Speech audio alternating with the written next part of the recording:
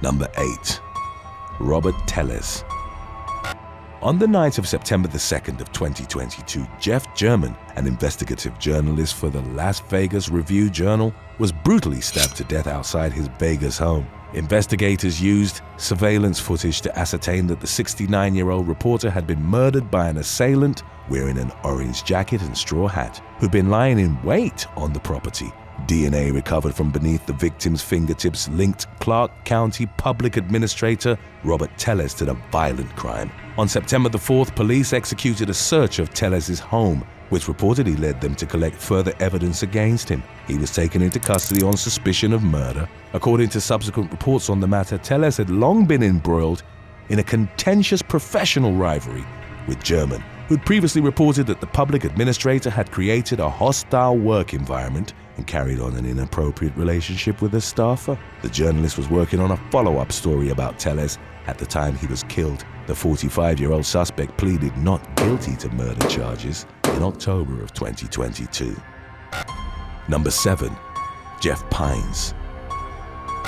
In the fall of 2017, Jeff Pines resigned from his position as city manager of Freeport, Texas, amid rumors that he was the individual responsible for money disappearing from the city's budget. Upon his departure from office, the Texas Rangers and Brazoria County District Attorney opened up an investigation into the matter, which ultimately came to a head 8 months later, in June of 2018. Investigators determined that Pines, the former police chief, had siphoned approximately $223,000 in total from the city of Freeport. He reportedly obtained the money through a variety of methods, including by giving himself unauthorized pay raises, stealing utility and water payments from different companies, and collecting kickbacks from a pair of Houston-based contractors who won bids in the city. Freeport Mayor Troy Brimage indicated that the ordeal had prompted the city to review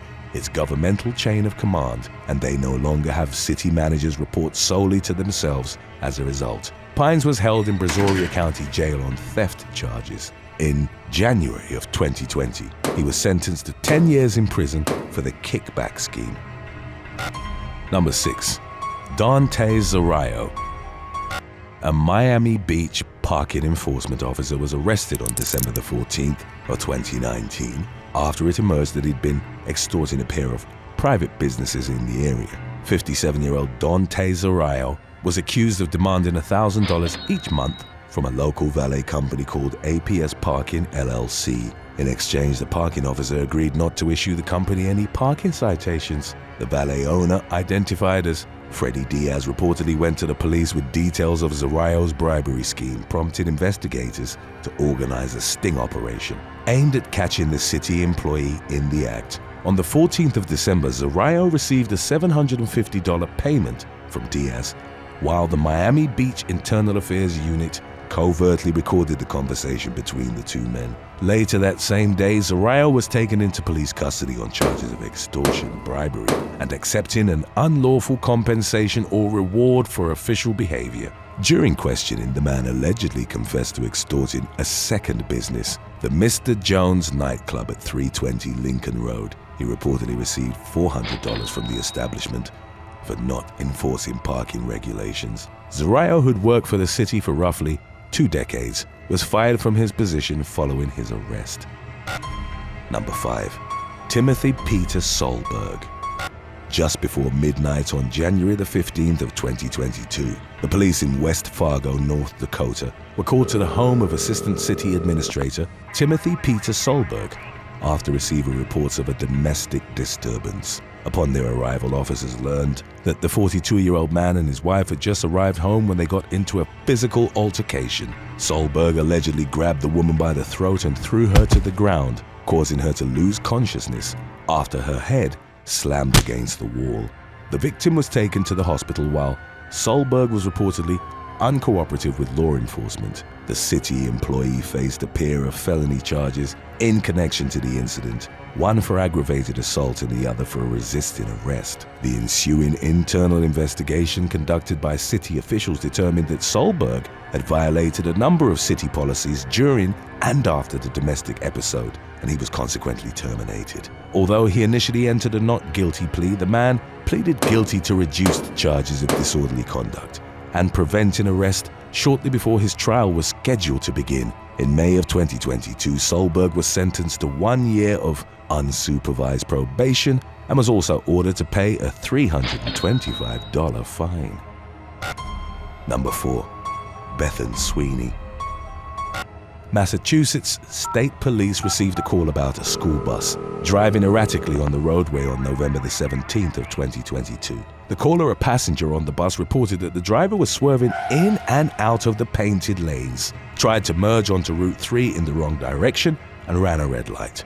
State troopers pulled the bus over in the parking lot of the Friendly's restaurant on Route 139 in Pembroke. There were reportedly 28 teenagers and 2 adult supervisors on board at the time. They'd been picked up from the Hingham United Basketball Special Olympics closing ceremony at Plymouth High School and were supposed to be on their way back to Hingham High School. During the course of the traffic stop, officers asked the bus driver, 53-year-old Bethan Sweeney, to perform a series of field sobriety tests, all of which she failed. She refused a breathalyzer and was taken into police custody. Her charges included operating under the influence of liquor, child endangerment while operating under the influence, negligent operation, reckless endangerment of a child, and having an open container of alcohol. The student athletes were subsequently brought home safely by another bus driver, while Sweeney was held at the State Police Barracks in Norwell overnight.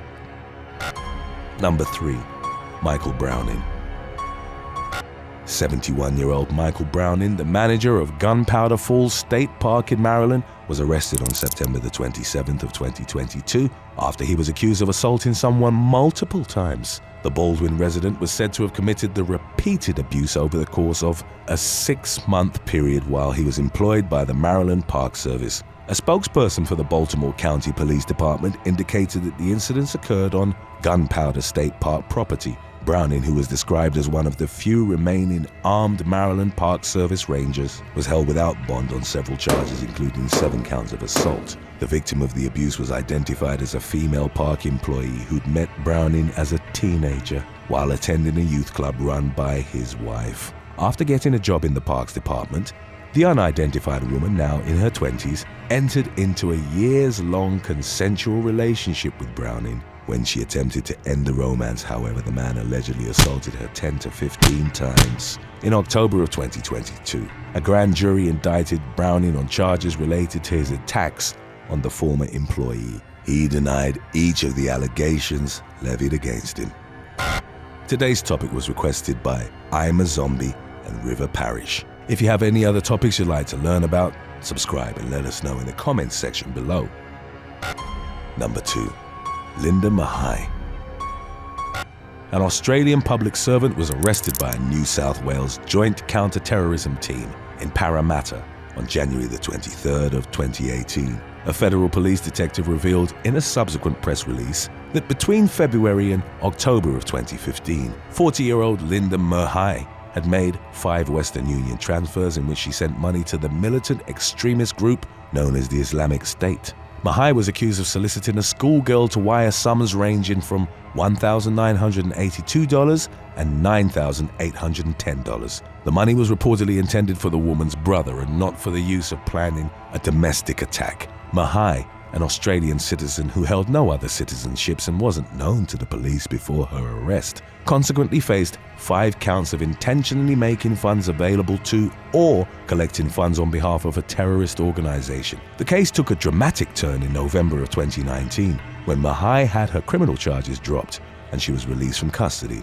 The woman had been fired from her job while in prison on remand but missed the deadline to file an unfair dismissal claim with the Fair Work Commission and thus was unable to return to work. Number 1. Kelly Simpson. A 15-year-old high school student from Florida, identified only by the initials DJ, got into an argument with his parents about him stealing $100. on August the 12th of 2022. According to the Charlotte County Sheriff's Office, the teen then left the family's Port Charlotte home without taking his phone, bank card, or medication. When he didn't show up for school either, DJ was officially reported missing. The following day, local authorities received a tip that the missing student had last been seen at a residence in Punta Gorda. The individual whom investigators subsequently spoke to at the address in question indicated that DJ had in fact been there, but had been picked up in a black car by someone named Kelly on August the 15th. The teen's parents told police that the only Kelly they knew him to be acquainted with was his former English teacher at Charlotte High School, 31-year-old Kelly Simpson. Officers went to the latter's home and, following a brief standoff at her front door, successfully recovered the missing teen from inside. Simpson was consequently arrested on a charge of interfering with the custody of a minor after she'd housed DJ, despite knowing of his missing endangered status. It was later revealed that the teen had been enamored with his former teacher, had talked about her constantly, and had even brought coffee to her at school on occasion. Simpson was suspended from her teaching post and placed on administrative leave pending further investigation. Thanks for watching. Would you rather have to serve 40 hours of community service each year for the rest of your life, or have your internet access restricted to between 9 a.m. and 5 p.m.? Let us know in the comments section below.